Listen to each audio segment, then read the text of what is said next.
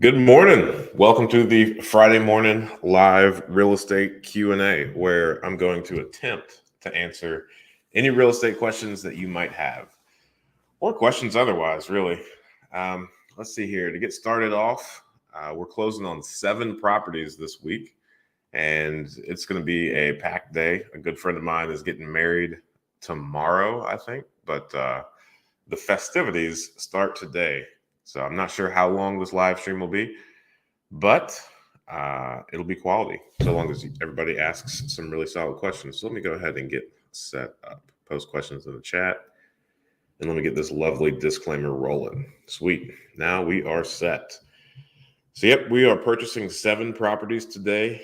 4 of those are part of a package. And I got to say that these are probably the highest quality properties that we've ever purchased in a package. They are immaculate. There's just a significant number of like pride of ownership on each one of these. So they all have kind of long-term people in there. So they're a little bit under market, but how well they have taken up with these properties is pretty encouraging. So in that package, we're buying one for $57,000, 2 of them for $60,000, and then 1 of them for $70,000.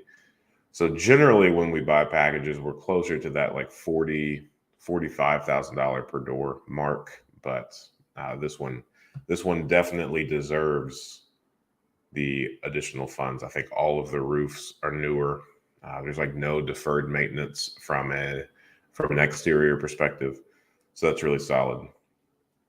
We're also closing on 2 properties that are pretty large rehab projects. One of them, we're buying it for $95,000 actually, and it is a 2-bed, 1-bath, and we are going to turn it into a 4-bed, 2-bath.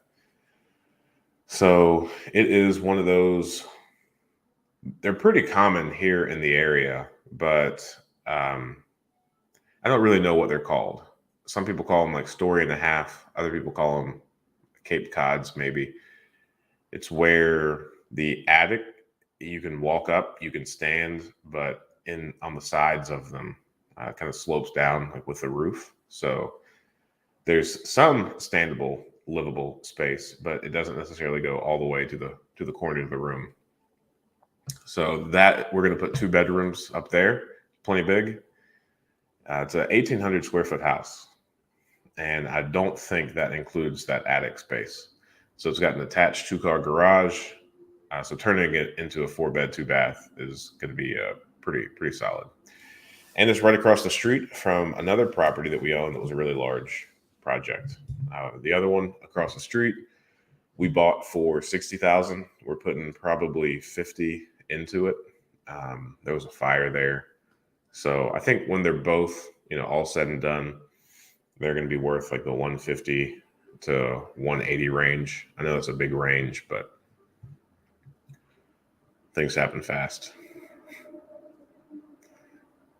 And then another one of the properties that we're purchasing today, it's also going to be a decent rehab, but it's a large, really awesome home. It's got like the picture frame flooring where they take the hardwood floors and they, it's kind of like a square around the perimeter and it just keeps going in. I think that's really cool. It's like that in the living room and dining room downstairs. And that one is right across the street from a historic district and not too far from the office. So pretty thrilled about that one as well. One of the bad habits I have is like each time I buy a new house, I swear it's like one of my favorite homes. So like every time I buy a house, I am convinced that it's my new favorite. And I'm also convinced that I want to try and figure out a way to live there.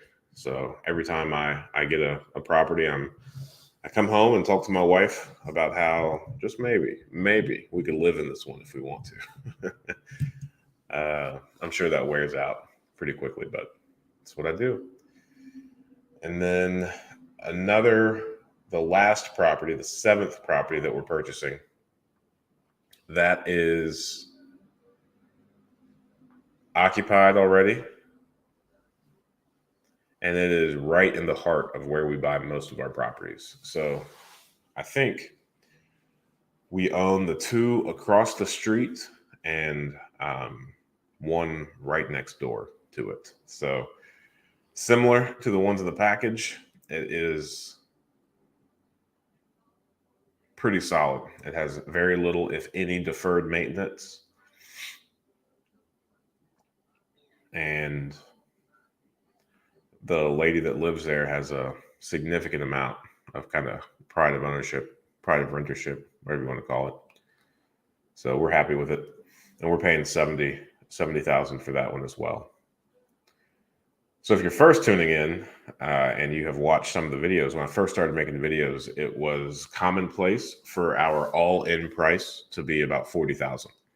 And that was the purchase price plus the rehab cost.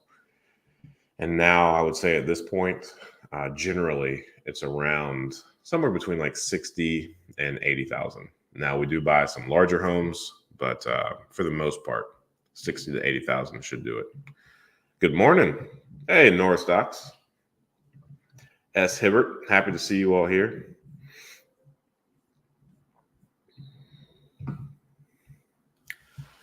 All right. Well, now that I've caught you up and explained all the properties that we're purchasing this week in pretty good detail. Let's see. I got the spreadsheet up. So we currently have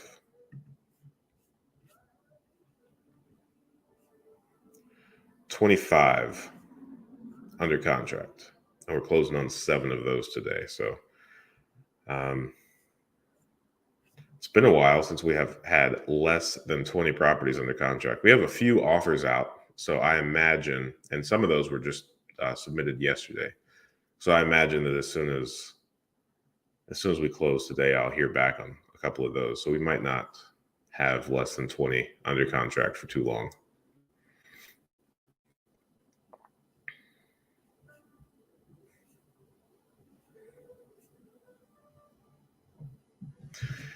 Yeah, one of the ones that we're buying today for $70,000, it's part of that package. I think it might be, and again, this is, I do this with all of them, but I think it might be one of the nicest properties that we own. It's brick. It's a 2-story brick house, and those are really solid.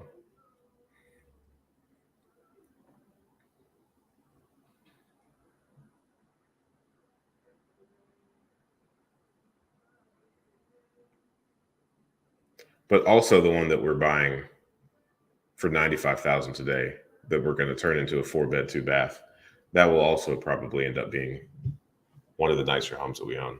And it's right across the street from another one that we own. That's also okay. Yeah, I'm going to stop because I've already warned you guys. This is what I do on each one of the properties. I'm going to get myself into a vicious circle where I then explain in detail why every property that we own is the nicest property that we own. Oh, silly Ryan. All right. Any real estate questions that you guys might have? I'll pull up the spreadsheet in lieu of people asking questions, figure out what type of things we might want to discuss. I'm trying to think of some good conversations that I have had over the week about investing in real estate, because last week I went on a pretty long rant about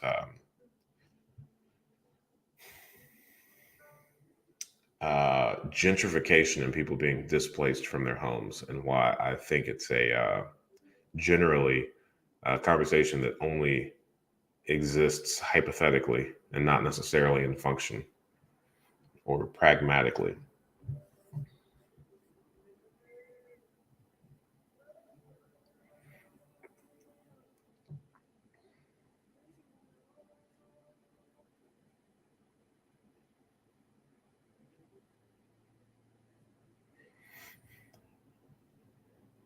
And then the only other real conversations that I've been having lately have all revolved around some type of market crash, or what it's going to look like when the market crashes, and how investors are going to respond if and when that market crashes. And I just think it's such a localized conversation that needs to happen, right?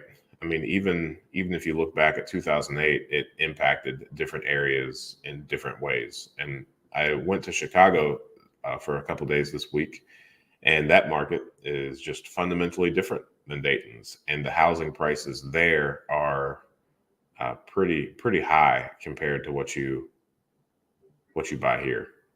So I think as it pertains to the Midwest still, and a lot of the properties that we're discussing, like the property that I think is going to be one of our nicest at 70,000, it's probably a 1,400 square foot house. If you were to go and rebuild it, it would probably cost every bit of, to get like size, like materials, it would cost every bit of 180, 190,000, maybe even in the 250s if you include like the cost of the foundation and the basement and digging all that out. So I think it's really tough to have a conversation about how the market is overextended when we are still at like 40, maybe 50% of the replacement costs to rebuild these things.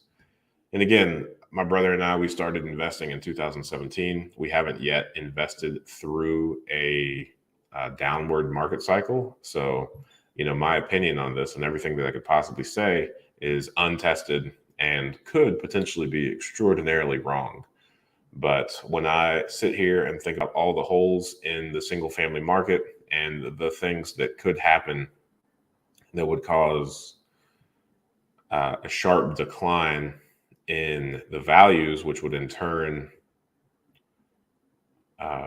negatively impact the properties that we currently have under short-term financing. Because all the properties that we have under long-term financing, like if you are buying a property, generally, unless you're using your own capital, you're going to have some sort of short-term funding to put on that, whether you're borrowing money from your home equity line of credit, whether you are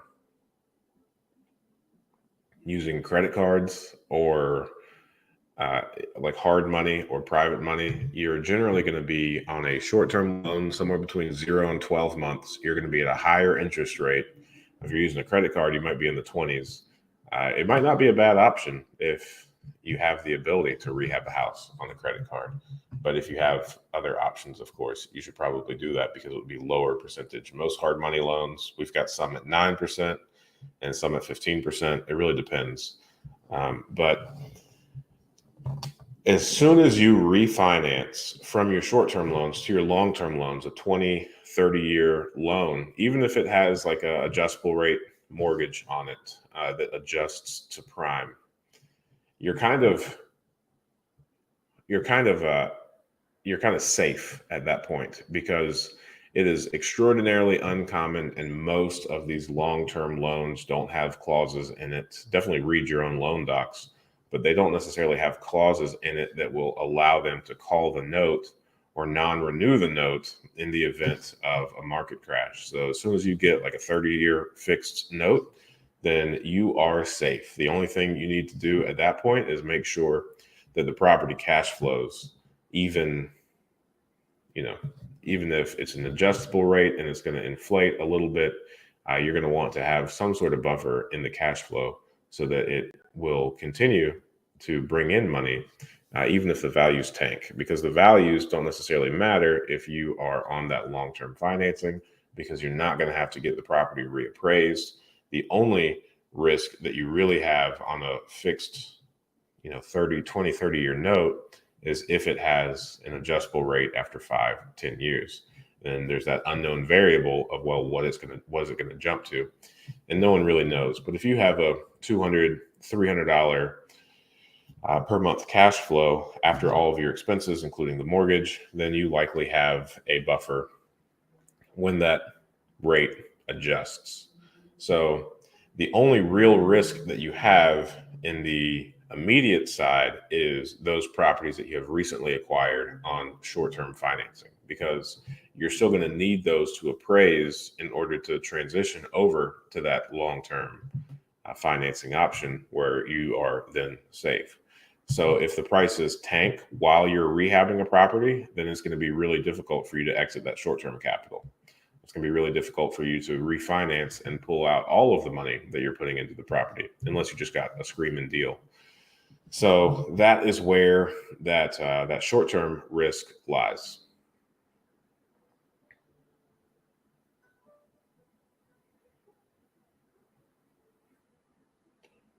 But again, here in a market that is still so far under replacement cost, I think it's going to be a little bit bizarre if things correct when we're still so far below the replacement cost. I spoke with one gentleman. He told me that he had about 18 properties back in 2008 when the market crashed, and that he filed bankruptcy. And we got to talking, and because I have, this YouTube channel where this is a common discussion that we have, I really wanted to understand why he filed bankruptcy and like what led to those events. So I probably asked some pretty probing and uncomfortable questions for just having met the fella, but he was kind enough to answer. And I kind of explained the fact that, hey, we are going all in on real estate investing. I started in 2017 and the market hasn't done anything but go up. So I'm really interested in, what caused you to go bankrupt and decide to make that filing, because I would love to learn from these lessons so that I could best prepare myself in the event that happens. And he was pretty receptive of that and pretty open to share. And essentially, he told me that he was buying properties for $25,000. They needed, $30,000 worth of work. He said it was pretty common for him to be $55,000 to $65,000 all in on these properties. He rented them out for, I can't remember the exact number that he said, but he got long-term mortgages on all of them. And he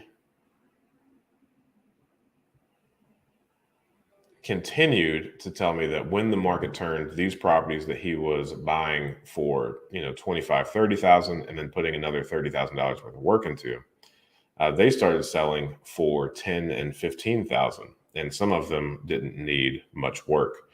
So, I have said on this channel multiple times that in 2008, one of the best kept secrets is that the rents did not go down. And he actually said the opposite. He said that when people started buying these properties for $10,000 and $15,000, some of them, that didn't need any work, they were able to make a higher return, even by charging less in rent. So he said that the rents did go down because the competitors, in the area were renting things out for cheaper. So again, asking some kind of probing questions, I wanted to know how much the rent dropped. And he said about $50 to $100 per month each. So I wanted to know a little bit more about that, because for the most part, if you are analyzing these for cash flow on the front end, if you are, if you have some sort of standard of, hey, each property that I purchase, I'm going to make $200 to $300 per month. In excess of that, then if the rents did drop by $50 to $100, it shouldn't be, catastrophic for your portfolio. So he continued to tell me that he and his wife, when they started building this, one of the things that he told his wife was he is never going to dip into his own savings in order to keep the rental properties afloat. So I think when he had a higher number of vacancies because he was losing a couple of the residents to some of these other investors that were buying the same properties for $10,000, $15,000, he had a higher number of vacancies, and he also had to drop rents on a couple of them, which put him overall in a negative cash flow position. And since he told his wife that they would not dip into their own money, their own savings, in order to keep it afloat, he quickly made the decision to file bankruptcy to get out from those 18 properties and the mortgages thereof. And I think, the biggest lessons there are, in addition to having a pretty hefty reserve for these properties, which we talk about frequently, because the 10% you set aside for capital expenditures and repairs and maintenance is generally not going to be enough on a smaller portfolio, potentially even a larger portfolio. Capital inside of real estate investing is one of those things that you can never have enough of to feel like you're truly that you truly don't have any exposure. So having a healthy amount of reserve, also analyzing the properties for a couple $100s per month of cash flow. If you are analyzing the properties in a manner where you can sustain a $100 per month rent decrease, then I think you're probably going to be setting yourself up for success. However, I'd also like to say that fundamentally where we are now feels different and I think looks different than where historically we have been in in a housing market or type of bubble. So right now, I think the inventory of potential homes to purchase has never been so low. There are truly very few properties on the market. I think I don't want to give out any numbers because I really don't know, but I think previously it was not uncommon to have like 12, maybe 1,500 properties on the market. And I think at the moment I heard that there's like 300 available properties. So that's a very small number.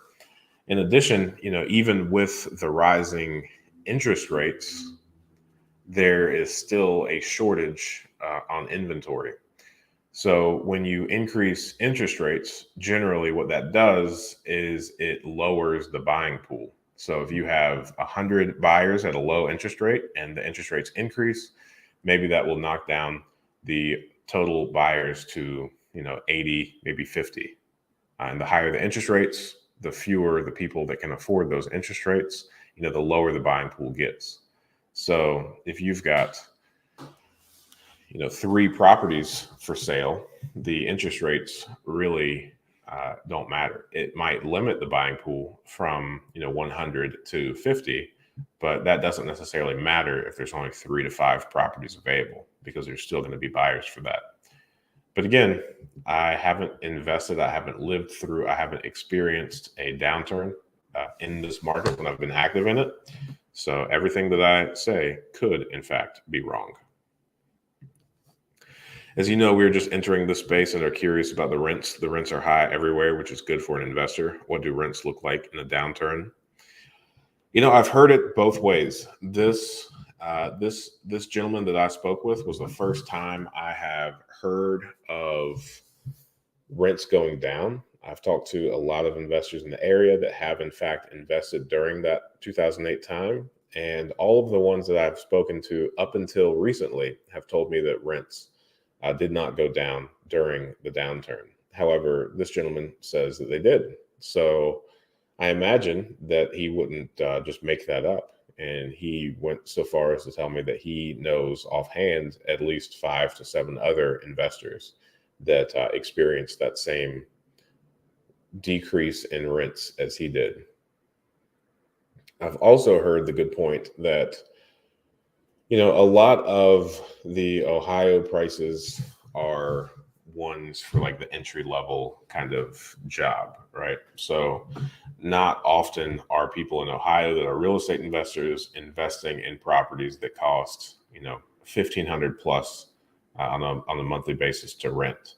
And I think when you are investing in properties that rent out for $700, $800, $900, the industry standard to, the income requirements against the rent is like 3, sometimes 4 times. So, if you're renting a property out for $800, you're looking at $2,400 to $3,200 per month that you need to make. And the way that we screen our people, if there are 2 people on the lease, then both of their incomes count. So if you're splitting up $3,200 between 2 people, then you can make $1,600 per month and be okay each and qualify for that property. Now, if you are renting to, A class, B class properties, I suppose, and you are more so like the upper management or even like the C-level style employees, well, there's some sort of theory called like the last in, first out, first in, last out. I don't really know if that's scientific or something, but in a downturn, I think the first people to go are generally the people that have been bringing in pretty high salaries with pretty few responsibilities. So in that event, either they won't be able to afford their house anymore, or they won't be able to afford their higher, nicer rented property. So I have heard, and I've heard people talk about the fact that in a downturn, those people now enter the rental pool that we generally are serving. So in that case, you might see a spike in kind of overqualified renters.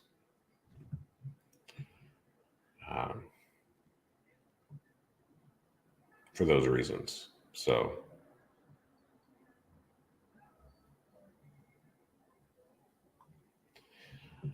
I think last week I also shared that I'm currently reading a book, or I have currently read a book. I think I'm on my third, maybe fourth time listening to it. And it is by Howard Marks, called The Most Important Thing. And one of the things that he points out and regularly says, and I have heard Warren Buffett say this as well in some of his interviews, and that's that at the end of the day, nobody knows what's going to happen. And people can speculate all day long, but generally, whatever sort of downturn that has previously happened, this next downturn, it might be similar in some cases, but you can't fully hedge or fully limit your exposure by preparing for the downturn that happened last time, because it will be fundamentally different the next time. So in that case, nobody really knows. I would say in order to best prepare, to best limit your exposure and set yourself up for success, would be to have large reserves, make sure that all your properties cash flow, and as quickly as possible, convert all of your acquisitions over to long-term debt. And I think that that'll treat you pretty well.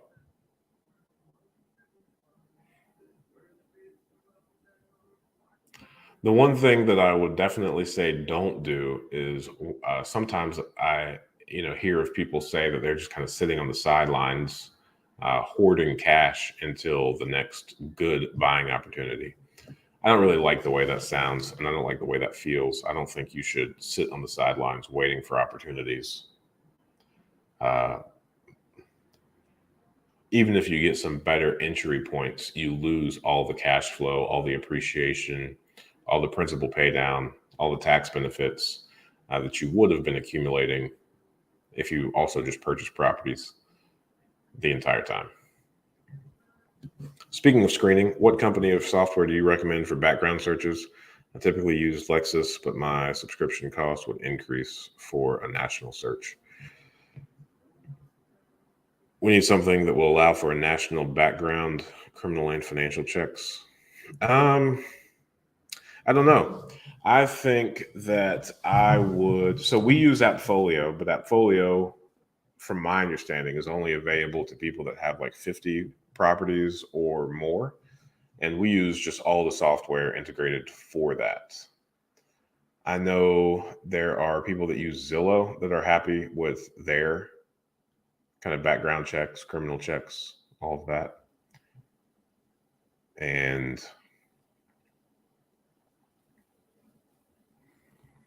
I think Buildium is one that I have heard positive things about. Apartments.com, they bought Cozy. Cozy was a solid property management software. So Apartments.com, I do my best not to make things too complicated. So if a software has like a built-in feature, even if it's not the most robust, then for convenience sake, I'm tempted to use the stuff that the software that we currently use for most of our things offers, rather than paying or introducing another third party and adding another step to our kind of systems and processes. So the more convenient, the better, especially when it comes to scalability. So I don't know. I hope that helps. I don't think I would. I don't know what you're using to manage your rental, but I would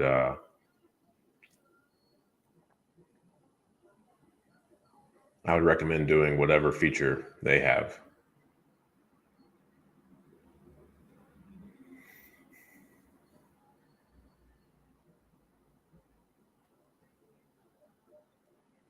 That's one of the things that we try really hard to do. I mean, even from a client facing, so our resident, uh, we do our best to only communicate and limit everything to, interacting with that software. So even though, people could call us and tell us about maintenance issues or could text us and tell us about maintenance issues, we require that people file work orders using the app or the website that that company provides us. So it just makes everything significantly easier to keep everything under one roof. I would really warn against having a different software for different things. You once mentioned a good software tool for collecting rent and work orders. Can you share that again? Appfolio. Good morning, sir. Happy to see you on here. Every house in West Texas is pending. Hard to see a crash. Yeah. The bad part about crashes, though, is that they happen really quickly. And from what I hear in talking with people that have been through crashes, everybody kind of claims that they happened kind of all of a sudden, kind of a real overnight type deal. And I mean, you think about the Lehman Brothers, right? Like, there's a lot of pictures of people just like cleaning out their desk and carrying it with them, right? In mass. That probably wasn't really seen beforehand. There's a book by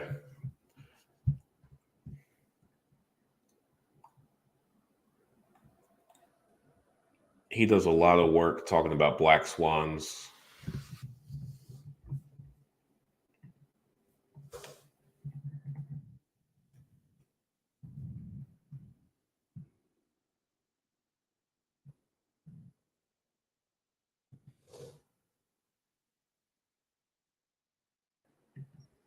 Nasim. That's how you say his name.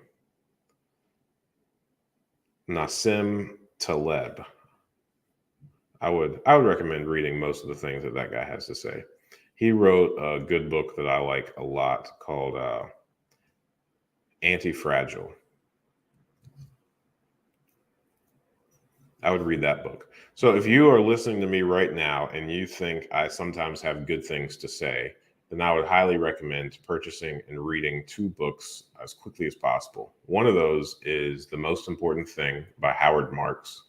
And the second one is, especially if you are remotely curious about crashes, how to prepare, I think Howard Marks has a lot of really good things to say. And also this Nassim Taleb, I'm sure I'm not saying that right, book called Anti-Fragile.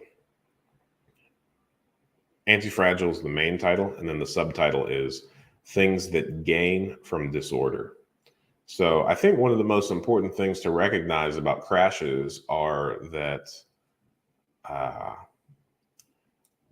some people lose a great deal and other people make a great deal.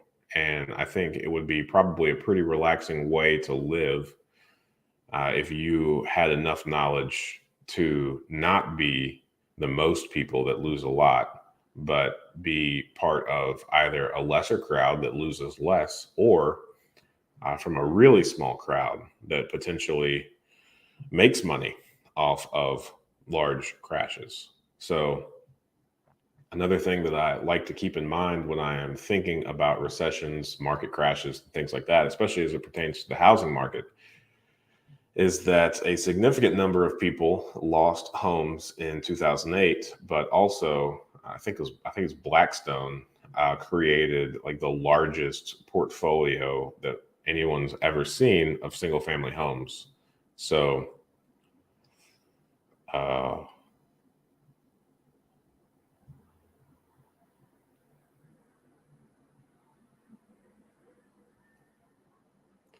definitely think that just pondering those things is pretty valuable. We will manage because we want to actually learn the process hands-on before passing it along.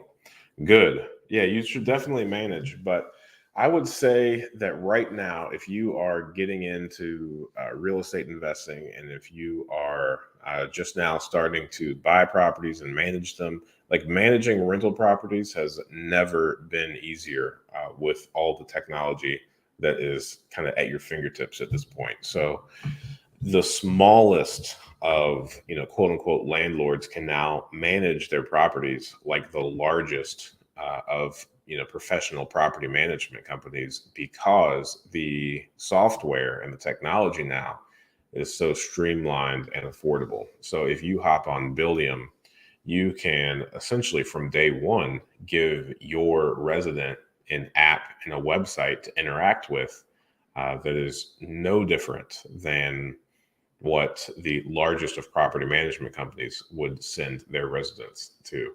So I would not recommend giving out your kind of personal phone number.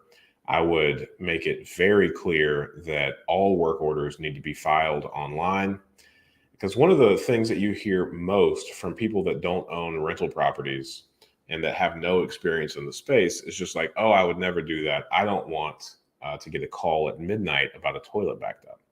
It's just like, well, if you get that call at midnight about a toilet backed up, then you don't have the right systems in place and you aren't funneling your people to the right places. So what should happen is at midnight, you get a work order for a toilet backed up, right? There are companies out there that have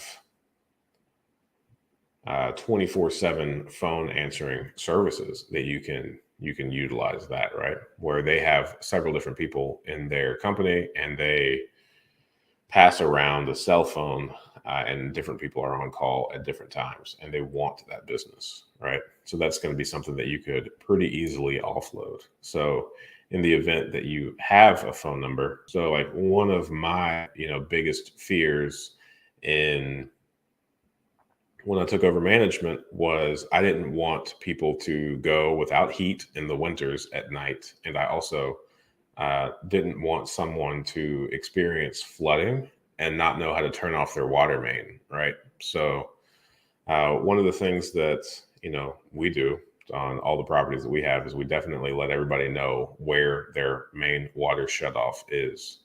And then also we found companies that don't mind answering those 24/7 phone calls. So we do have like a quote unquote emergency number where after hours you have the option to press 1 if you have a plumbing emergency. And then in short detail, I talk about what a plumbing emergency is. This is not a clogged toilet. This is, an actively flooding basement or something. And sure, you've got those people that exaggerate from time to time, but those are far fewer than like the actual emergencies that go there. And then you also have the no heat issue. So there's also, some HVAC companies that, press this number if you are experiencing not having heat in the dead of winter. So by doing those two, you have now kind of taken yourself and the ability for you to get that phone call at midnight about a backed up toilet, which again is kind of a mythical thing. It's just like the most commonly cited thing for people explaining why they don't want to invest in rental properties. And just like that, you have now solved it. There are some pretty cheap solutions for phone services that allow you to set up a call tree like that. And then the property management software, I think for a while, Cozy and was free. I think apartments.com and Zillow might even currently be free. So there are definitely cost-effective options as to how you can manage your properties like a professional and not like a small-time person. So my biggest advice from the people just getting started would be from day one, manage and put all of these things in place like you are a professional property management company, so that you are most appropriately utilizing technology and weeding out a lot of as much as possible of like the day-to-day kind of reactionary type stuff. I think that's pretty valuable. I think everything that I just said would aid greatly in somebody that has like 0 to 10 properties. And look at that. No requests for payment, no paywalls, just free information on the question that was hardly asked by Nora Stocks. Thank you. Good morning, sir. Nassim. Nassim. Good morning. All right. Let's see. Great tips. Thanks. All right. 15 people on. Feel free to post your questions in the chat. Got this little disclaimer rolling. Let's see here. Well, I'm on a roll giving great tips. Let me figure out what else I can give great tips about.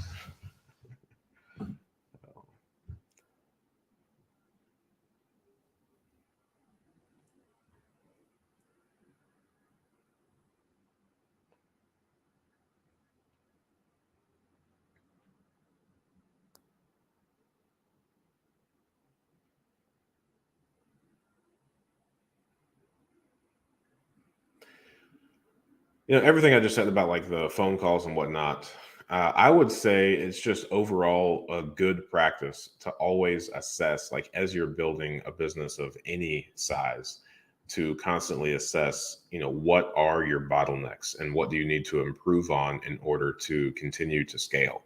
Because a lot of times, if an individual starts a business, then it's pretty natural for whatever weakness of the person that started the business is, like whatever that weakness is, there's a high probability, if not 100%, that the same weakness of that individual that started that business is going to be the same weakness of that business, right? So if you start a business and you are not good at organization, then everything that you do inside that business is not going to be very well organized. You're going to have a lot of things fall through the cracks. A lot of customers regularly ask for the same things, and vice versa. If you are great at organization, but you are, pretty timid, and you don't necessarily like going out having conversations, then while you might have a foolproof business, you're going to have a tough time with like the lead generation side of things. So you're going to have a really tough time growing at the start because you're going to treat your clients really well and they're going to be super thrilled with you whenever you get started, but you're going to have a hard time getting additional clients into the door other than word of mouth, which is one of the slowest ways to grow, in my opinion.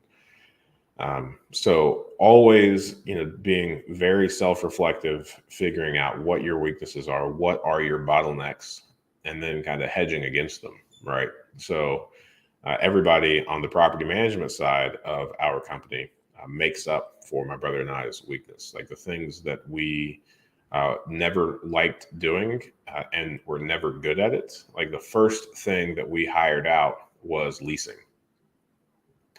So it was the last thing that we brought in. So when we started managing our own properties, we continued to use our property management company to place people. However, what we noticed, and this was probably not malicious, but when we only asked the property management company to screen and place the tenants and not subsequently then manage the people, we got some pretty bad people in there. So like I would say something crazy high, like 60 or 70% of the people placed when we were managing and we were only outsourcing the leasing, we probably evicted like 70 to 80% of those people placed.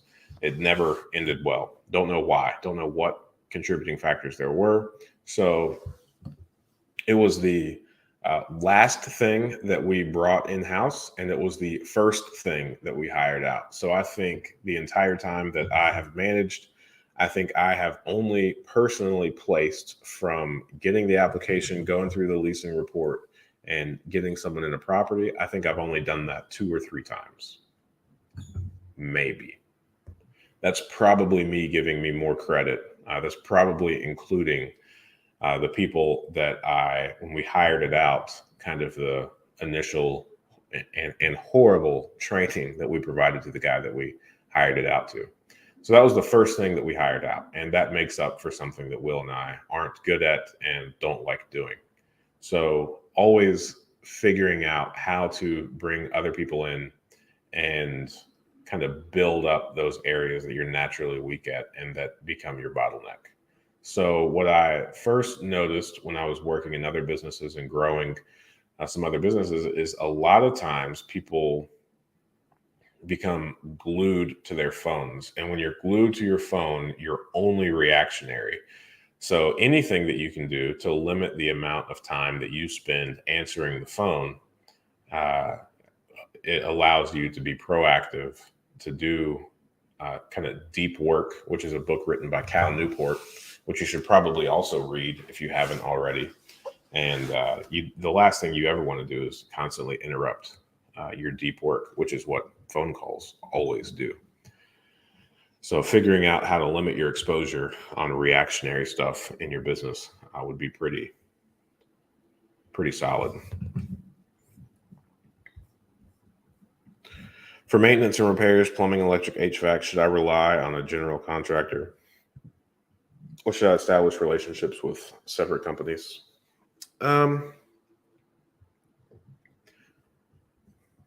I don't know of any company that does everything. I definitely wouldn't hire a contractor for like a water leak in a bathroom. I would only talk to plumbers for that. And a lot of times what general contractors do is they will have relationships and they will charge like a 10% on top of whatever the person they hire to do it charges. So they make their spread on having the relationships and knowing who to call for those particular issues. So I would say it would definitely benefit you to get comfortable and form relationships with multiple different people in each trade. So for most things, I would say we have a couple of people lined up. We have a couple of solid relationships with pretty much every trade. The only one that we're currently really lacking in is masonry. So any type of brickwork, tuck pointing, chimneys, we only have one person that we go to talk to. And we would like to change that just because it's, it's not that big of a deal. It's not like there are many emergencies regarding masonry. The only thing that I can talk about that I've ever seen that would be like a mason emergency or bricklaying emergency is on the insurance side of things. I've insured a couple properties where cars have ran through brick buildings. And in that instance, I would say that's a bricklaying emergency. So yeah, having multiple relationships with multiple people, but that's also the most time consuming thing, right? And I will say that when I first started, like building relationships, I think are always the least scalable part of any business is the time it takes to build the rapport, to build the trust, and to just have a solid relationship with different contractors. So at first, I would not fault anyone that uses a general contractor or some type of, individual that is like a jack of all trades and can do everything well and is willing to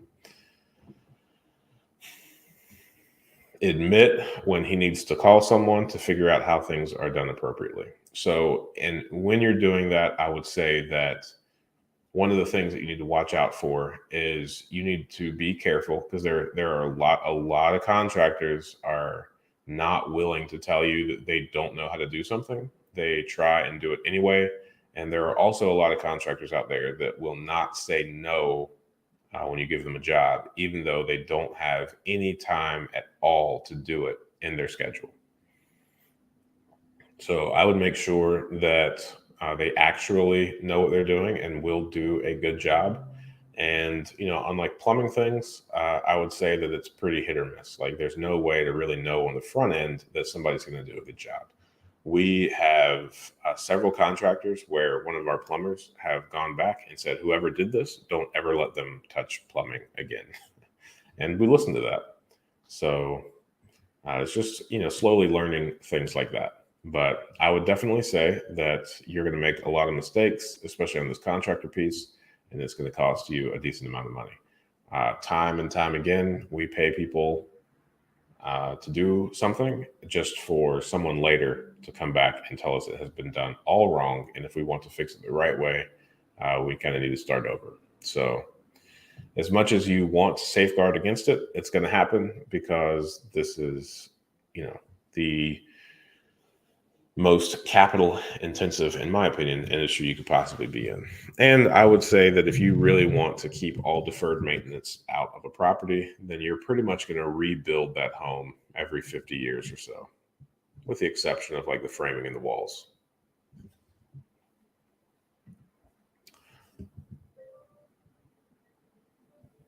Hey Ryan, good morning. Just purchased my first property in Milwaukee. Congrats. That's a big deal. Do you think I should do a refinance cash out, even though I have some funds in my account to purchase another property? Probably yes. But it really comes down to your goals and what you want to do, right? So, like, if having higher cash flow is important to you, then pulling cash out is going to hurt your cash flow, albeit just a little bit. But if you don't necessarily want to have too many properties, then it makes sense for you to make the highest amount of cash flow possible per property. So I know some people who have no interest in having, more than 20 doors. They want to stay under 20. Consequently, because they want to stay under 20, they want to make the most amount of money per property that they can. Some people want to, kind of like quote unquote retire after like 5 or 10 years, and they don't want to, have too much management exposure. So because they have that aggressive retire goal and they don't want to have too much exposure, they want to have a fewer amount of properties. For my brother and I, we are in our early 30s. So we plan on doing this for the next, several decades. I have recently kind of been joking with people and telling them also pretty seriously that I would love to die with properties under contract. So I'm having the time of my life. I couldn't be having a better time. And if you set me out on my own devices and said, Ryan, do whatever it is that you want to all day, then it would look so close to exactly what I'm doing right now that I truly don't want to be doing anything else. So because of that, I want to utilize all of the available funds and resources that I have to continue to acquire and continue to build.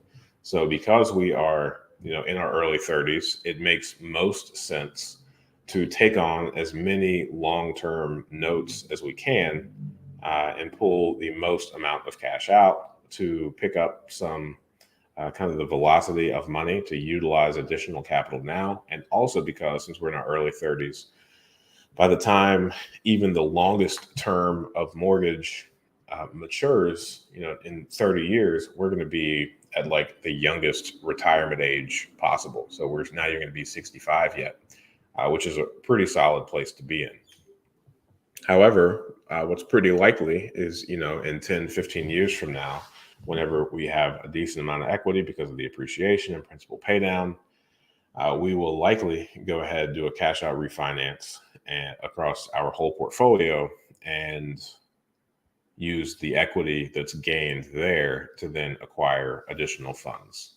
So it really depends, I would say, on how you either cash out or don't cash out as far as your long-term goals, what that looks like, and what you kind of see for yourself. So in most cases, as it revolves around finance and real estate investing, it's not so much what has the best rate of return, right? Like if you are being prudent, if you are doing all your due diligence, if you are investing in real estate, well, by and large, you're likely going to get a similar return on investment in most of the facets that you can. It really comes down to, what types of problems do you want to have? And then you kind of build your real estate portfolio around the types of problems that you want to have. We don't want to have, for example, the types of problems that come along with, Airbnb or multifamilies. So consequently, we don't invest in that. If you, don't want to have the problem of so many mortgages and a slightly lesser cash flow in exchange for the additional funds that you can use to acquire more assets, then you should not do a cash out refinance to access the additional capital to take down another property. So age and overall goal, I would say, play the main factor in whether or not you should do that. Hope that's helpful. 14 people on. Let's see here. Any questions you might have, go ahead and post those in the chat.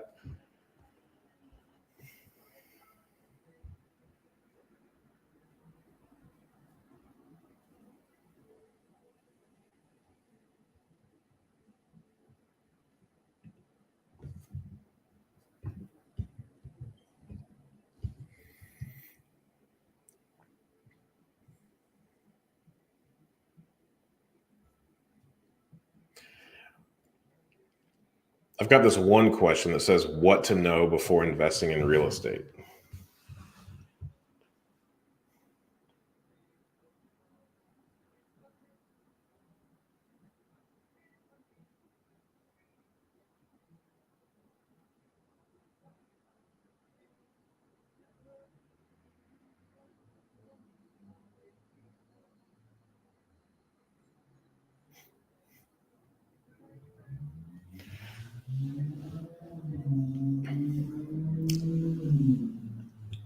I get asked this a decent amount, like, what to know before investing in real estate, or how should I best prepare myself? And a lot of times this question comes, uh, you know, alongside of just like improper expectations. And I would say that most people that ask this question are, they have in their head this idea that they're going to acquire a few properties.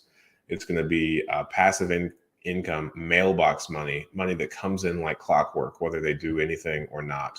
And that they are going to retire early because they just have this consistent income that's like unshakable and more reliable than what they currently do for their active income. Or they have this notion that they currently hate what they're doing for their full-time job, and that they have heard that real estate investing is this thing that can free them of that. And I think that both of those ideas, or both of those thought patterns are going to get you in trouble. I think it's the improper expectations. And as your, quote unquote, journey in investing in real estate plays out, you're going to get more and more disappointed. So I think it's more prudent to look at real estate investing as like the oldest franchise model that exists. So there's this entire industry that is built around supporting real estate, right? Like you've got your contractors, all of the trades. People have had shelter, places to live for as long as we've been around, and consequently, you've got someone close by that knows how to fix any issue that you can possibly have in real estate investing. So there's never going to be a situation that you come across in your real estate investing journey that someone else hasn't already solved. There's nothing new. There's nothing flashy. There's nothing unique or never before done as it pertains to real estate investing. So in that sense, it would be possible for you to hire out every single issue that you ever have in real estate investing. And I think this is the reason why people will at some point call real estate investing passive income, is because it is quite possible to hire out every single thing that goes wrong inside of real estate investing. However, I would also say that any of these people selling franchises, your Subways, Little Caesars, any type of franchise, I don't think anywhere in those marketing materials would people call this passive income, right? It's a model that's already proven. It's a model that they will help you walk through, but they require a great deal of your time, energy, and effort. Chick-fil-A goes so far as to say that all of their locations must be owner occupied. And Chick-fil-A and only Chick-fil-A will decide if you operate at a high enough skill that they're going to let you get a second location, right? So I think that is a significantly better way to kind of posit real estate investing, not in this passive income. You will operate, and you will never hear one of these franchise owners say, "Oh, it's passive income. I just hired this guy to run it. I never have to check after him. I never have to question his numbers." Right? If you hear a franchise owner say that, then it is going to be in short order that they're out of business. Consequently, in real estate investing, you've got some out of state investors, you've got some people that are fully swept by people marketing real estate investing, companies that make a decent amount of money selling real estate investing education or blogs, podcasts, whatever that posit this way. Generally, I think if you peel behind the curtains, they make either a decent amount of money as like advertisers for realtors, loan officers, or something, people that you can actually buy stuff from, or they themselves are trying to sell you courses and try to make it sound like you can't have success without them. And you are kind of this thing that they constantly have to churn over in order for them to make the amount of money that they want to. These are the only people that will act like real estate investing is passive and that it's something that you can do on autopilot and consider mailbox money. If you watch some investors. So at the insurance agency that I have, I write the insurance for a significant amount of out-of-state investors. And I would say that the 2 to 3 year mark is generally when I see a lot of out-of-state investors or people that got into real estate investing with the hopes of retiring shortly or getting this very consistent residual mailbox money income, start selling off their properties. And it has everything to do with their expectations being wrong going into it. On the flip side of that, one of my really good friends, when we met, he told me that he wanted to have 50 properties over the next 40 years, which is such an egregiously lenient amount of time in order for him to acquire that. And I think when you get started in real estate investing, your first goal that you need to hit the ground running with is to get more than 10 properties as quickly as possible. Now, while this is somewhat of an arbitrary number, the entire reason that I put 10 in that is that you really want to start playing off the law of averages or the law of large numbers. For as much as I say that, I really need to sit down and figure out what it's really called, this principle that I'm talking about. But the chances of you making enough money off like 1, 2, 3 rental properties to sustain that is pretty slim. For the most part, the way it's going to play out is one of these properties is going to have some sort of issue where you need to come up with a couple of grand. Well, by the time that issue comes up, you haven't yet budgeted for a couple of grand needed. With your 10% capital expenditures, 10% repairs, maintenance, which is the, common way to limit your exposure on the real estate. That's what's taught a lot when you're analyzing properties. So, if you've got $200, $300 per month cash flow, you're talking about 10 months to get $3,000 to fix a plumbing issue or, an HVAC issue that comes up. So during those 10 months, that you're kind of recovering from that expenditure, you're going to be really crossing your fingers that nothing else even remotely goes wrong with that property. And I think the chances of that happening are pretty slim. A rule of thumb that I came up with, again, rather arbitrarily, is that over the next like 50, 60 years of you owning a home, you're pretty much going to rebuild that entire home. And you should plan so accordingly. I did this thing when I was first starting out where I was trying to be super conservative, and I created like this capital expenditure calculator. And what I did was, let's say, it cost $1,000 to replace a water heater. And that water heater has an overall industry, kind of standard life expectancy of 10 years. Well, you're going to want to set aside over the next 10 years enough money to where 10 years passes, you've got $1,000 to pay for a new water heater. And if you go through and do that for every single item that has a life expectancy in that house, then you're going to realize that the amount of money that you need to set aside per month in order to do that is so high that you can't possibly have a cash flowing property or charge enough rent in order to cash flow. The market won't allow for that, right? So over the long term, making money from the cash flow of one or a handful of properties is going to be extraordinarily difficult over the long term without inviting deferred maintenance or putting things off for that person that you sell the property to next, right? However, once you cross that 10 threshold, and let's say, you're putting aside, 10% per month, or, the mass that comes along with having 10 properties.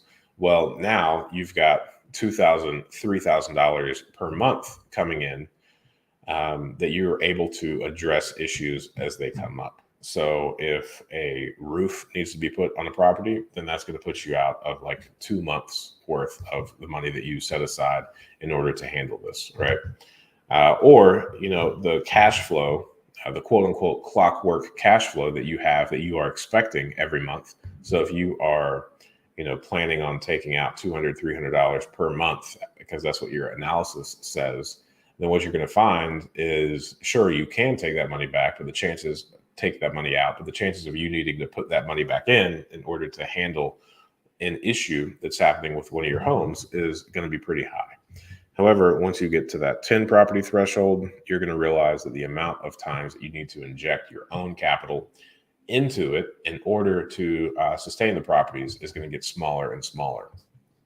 So for my brother and I, when we went from 8 properties to 21 properties. We bought a package of 13 after we had 8 doors. So it was at 20 properties when we noticed that when we had 8 properties and fewer, we had this conversation with ourselves, a very painful conversation at the end of every month on how much money each of us needed to put into the business in order to, keep it going, just to die another day. Whereas once we crossed that 20 property threshold,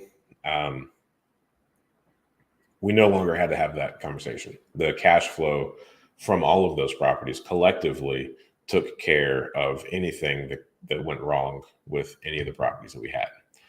So that is what your main goal should be at first, is to immediately get to 10 properties as quickly as possible so that the cash flow collectively from all of those properties can sustain itself. That way, any of your active income that you are bringing in and investing, now you can use that solely to acquire additional assets. On the months where you have an excess amount of capital coming in from those 10 properties, where you have the ability to reinvest that's going to allow you to, again, acquire assets at a greater rate of speed, which ultimately, once you get that sustainable portfolio where it is self-sufficient, it can pay for any of its issues, then you're getting into the ability where now you're going to be able to grow exponentially.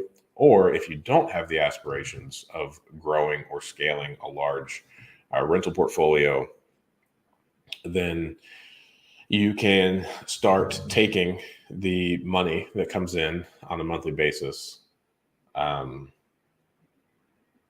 as your cash flow, which, fundamentally what I just said is completely different from the people that are here online or pushing real estate investing as this kind of passive income, retire way sooner than you would have normally or otherwise online. So I would say, in summary, that is, what I think you should know before getting into real estate investing is, while sure, it is a way to retire early, oftentimes the expectations kind of set out, especially in those early phases, is just completely wrong. It is truly building a business, albeit franchise type model, from the ground up, not this plug and play. One property is going to increase your monthly income by $300, $400 per month, and you're going to be able to use that $300 to $400 per month however you want to in order to, subsidize some of your expenses that you're struggling with or something. That is a wholly irresponsible way to frame real estate investing.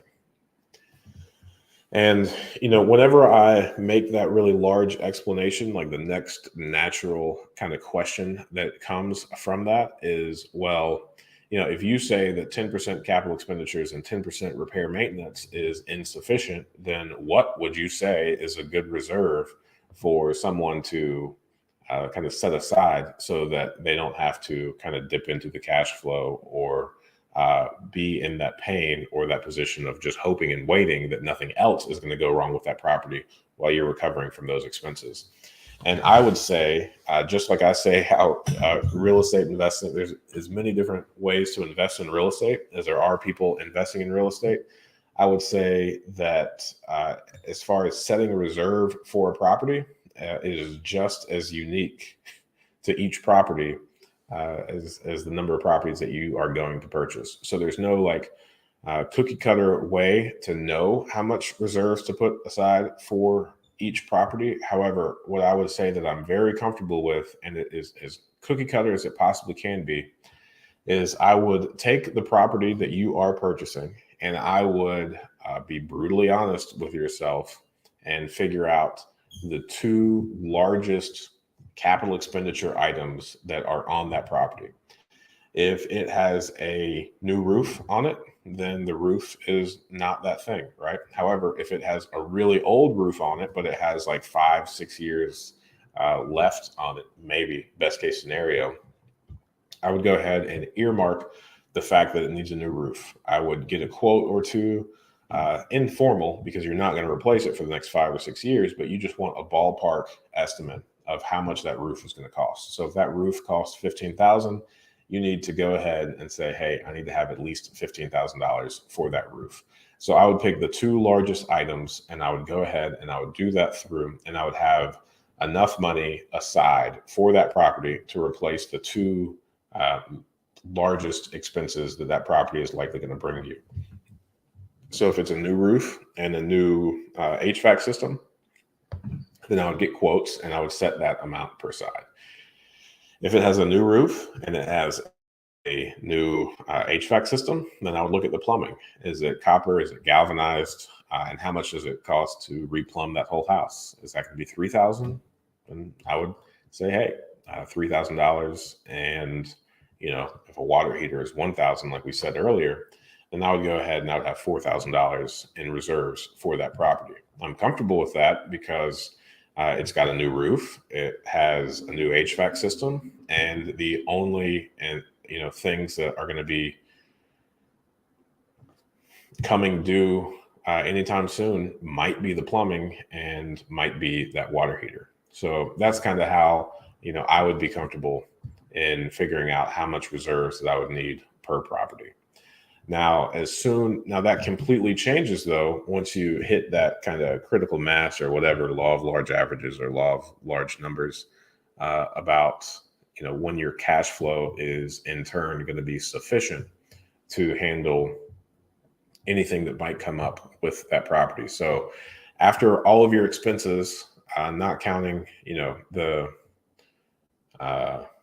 capital expenditures, repair, maintenance percentage, after all of just your mortgage payment, your taxes, your insurance, anything else that you might have to pay, property management, all of that. So if you've got your income minus those initial expenses, once you have $3,000, $4,000, $5,000 per month coming in, then that $5,000 is going to be able to be used to make any sort of repair necessary on that. So as your income increases on that front, then the hefty reserve requirements of potentially $20,000 per property is going to lessen, because you've got, in addition to the capital sitting aside for the first couple properties that you purchased where you're waiting on those big items to go, you also now have more cash flow that's going to come up with, it's going to be able to cover anything that might happen to any of these properties less than $5,000 just from that cash flow. So I know one person that I spoke with, he said that his number at the time was like right around 250,000. And he pretty much said, hey, once you have 250,000, the chances of you needing to fully utilize those funds for capital expenditure or repairs and maintenance type things all at once is pretty slim. And at that point, you also have a portfolio bringing in a decent amount of money, replenishing that. And you will also have access to additional capital via lines of credits or the equities in those properties, where in the event that something is an emergency, you can pay for it out of that 250, and otherwise you can plan or restructure some of your existing assets or lines of credits to cover things beyond that. So just like that, I think I answered two really solid questions. 3D of Tom, good morning. So many good nuggets. Thank you for making yourself available and being an invaluable resource. Well, thank you for calling me invaluable. Highlight of my day. It is 9:16. We have 16 people on.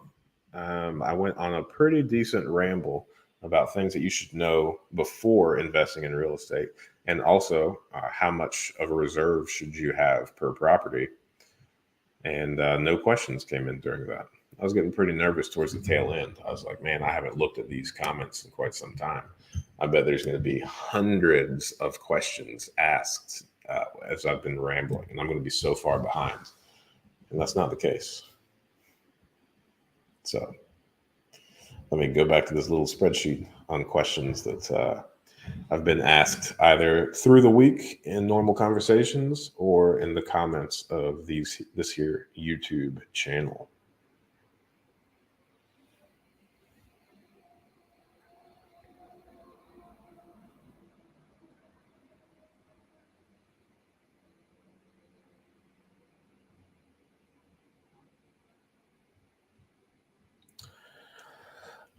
Oh, well, I could talk about my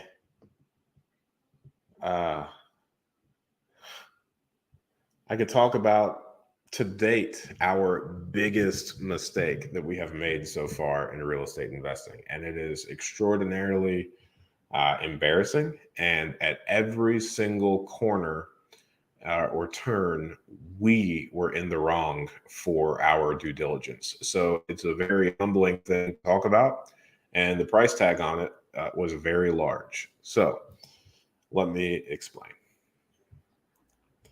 We agreed to purchase a property in the area, in an area that we have a decent number of properties. We agreed to purchase it for $45,000.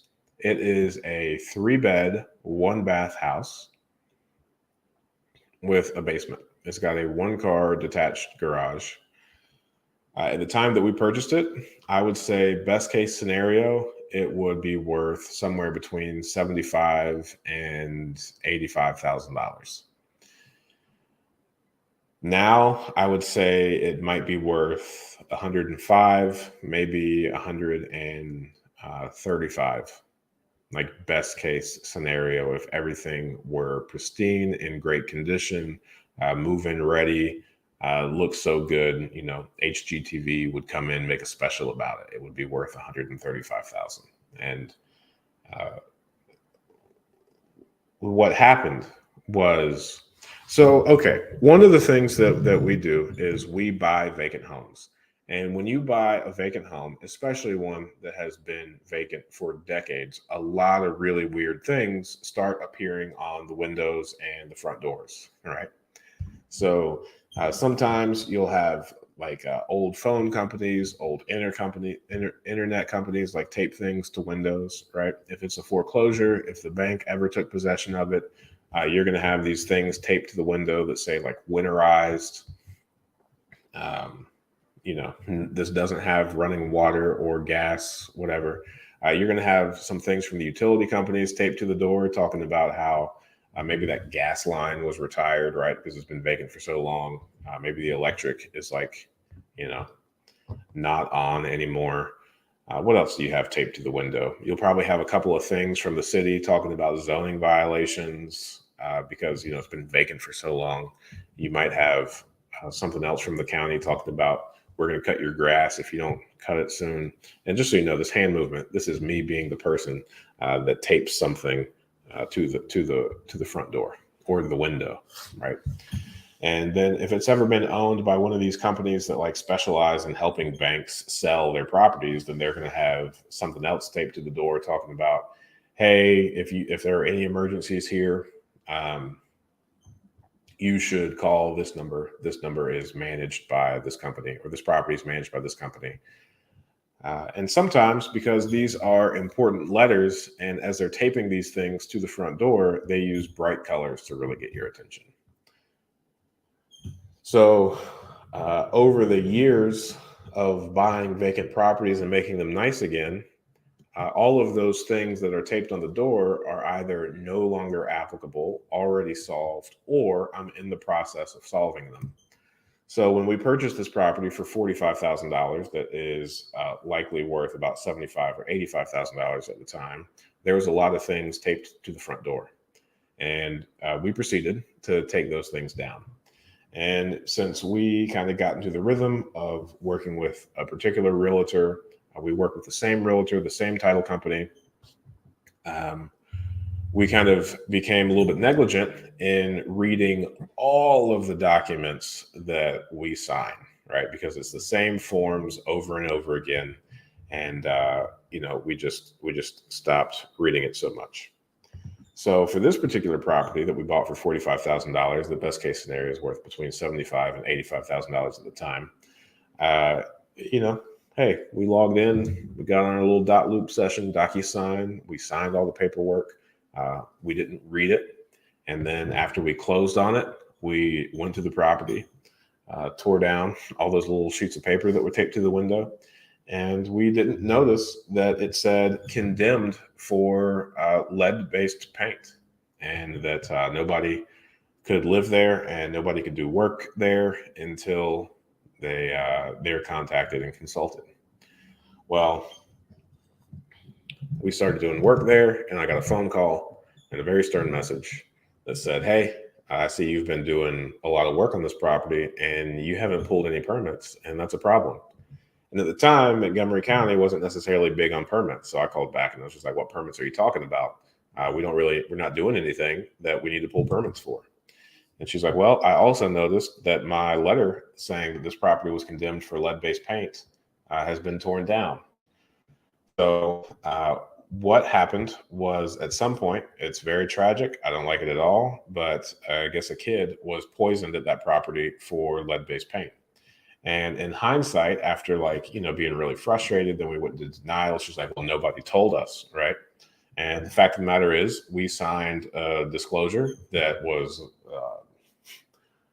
of great length that went into detail about all the work that needed to be done in order for that property to be occupied again because of all the lead-based paint that exists inside this house. We also proceeded to tear down all of the signs that said you can't enter, you can't work on this property. This property's been condemned for the lead-based paint. So when I was talking to this lady from the county, very nice, very good at her job, she told us that not only was this property condemned for the lead-based paint, but not your normal lead-based paint contractor can't do this work. It has to be, this certain lead-based paint certified one, not the online class that you could do, but the actual in-person one that is extraordinarily expensive. So what normally would have been, okay, let me back up. And also, one of the methods that you can generally deal with lead-based paint is enclose it or encapsulate it. And that is just, painting over it or, otherwise sealing it. So this was present on the exterior, on the windows, and I think that's about it. The exterior and the windows. So what normally would have cost us about $10,000 on this property cost us $65,000. And, as I bought this property for $45,000, best case scenario worth about $75,000 to $85,000. Now we just spent $65,000 in fixing up this house that is worth $75,000 or $85,000 that we purchased for $45,000. So now we're, all in $110,000 on this property that is worth, best case scenario, $75,000 to $85,000. So since we had to fix the exterior of this house and also the windows of this house, that does not include the rehab cost for the interior of this house. And unfortunately, while we were remediating this house for this lead-based paint, there was a lot of water that appeared on the interior of the house. So we also had to replace the roof. And of course, it wasn't your standard roof replacement. It had to be multiple layers with cedar shake shingles that needed all new decking. So that was another $10,000 that we spent on this. So at this point, we are $120,000 in on a house that at the time that we bought it was worth about $75,000 or $85,000. And it still needs new flooring in the kitchen and the bathroom and new paint. So, and a new vanity in the upstairs bathroom. Things could be worse. And this is definitely like the largest mistake that we have made so far in our real estate investing career. And it has been one that has magnified how detrimental it is to just go tearing papers that are taped off of the properties and not reading all of the papers that come at you from a real estate investing or purchasing perspective. So we have definitely now, each time we sign paperwork, the realtor that we use, he reads through everything. I read through everything. My brother reads through everything. So at this point, this shouldn't happen again. And I think we have learned a very hard lesson, and it could be worse. And at this point, we own a property that is going to be kind of like a family heirloom. So I think my favorite part about this house is my children's children will maybe one day profit from this thing. Thanks for letting me tell you that story, Internet. Great stuff. Smash the like button. With a healthy reserve of $20,000 for each property, how is the cash preserved? Money market, dividend yielding stocks under the mattress. You shouldn't tie it to anything that's not real, right? So you definitely want this to be insured and stored in a manner that doesn't go down. This kind of hits home with me because I don't like seeing money sit there ever, right? I want it to be out there working, because if it's just sitting there, if you factor in the rate of inflation, then you're truly just kind of losing money by it sitting there. However, that money is sitting there to preserve your ability to go out and make money at a higher rate of return than inflation and also the stock market. Because when you are the one in charge of these real estate investments, you're going to get significantly better returns than you would otherwise in the stock market.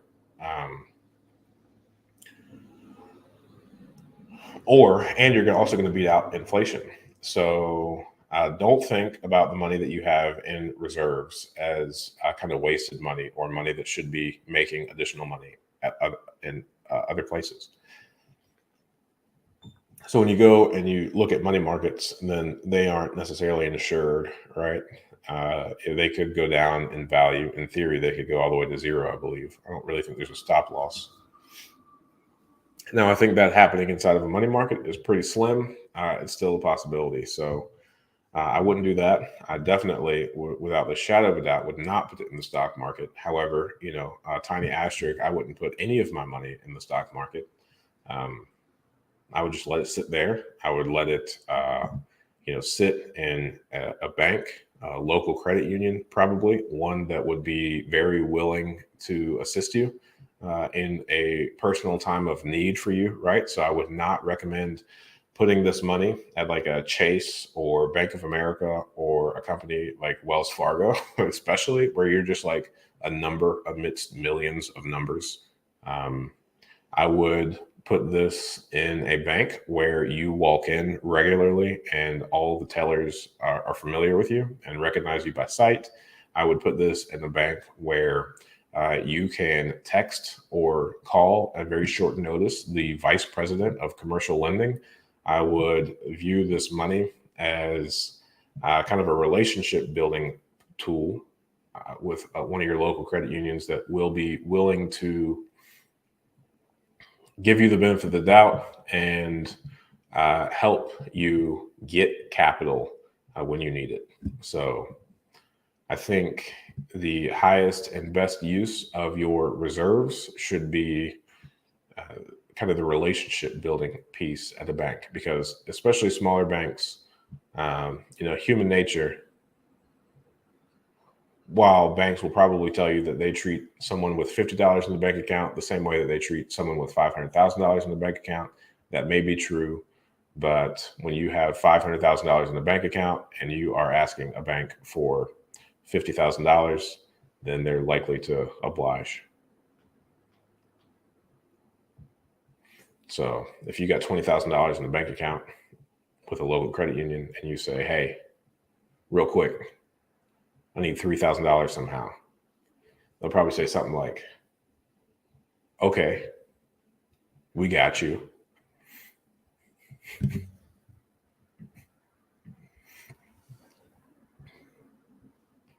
Lead-based paint abatement versus remediation. Yes, that was expensive. It sure was. It sure was. So